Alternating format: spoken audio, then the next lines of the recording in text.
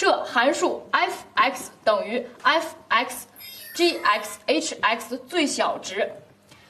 那么同学们，在这道题目中 f(x) 的最大值是多少7/2。两位都正确。老师，这不公平吧？他是机器人，我们是人类，机器人怎么可能跟人类来进行一个对比啊？那他要是去考别的科目，不也都是满分？那他来学校还有什么意义啊？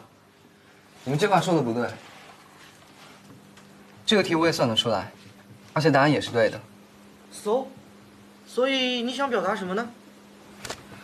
人类自己资质不好，和机器人性能优秀是毫无关系的。你说什么啊你？好了，同学们，我们还在上课。长安，没事的，别理他们。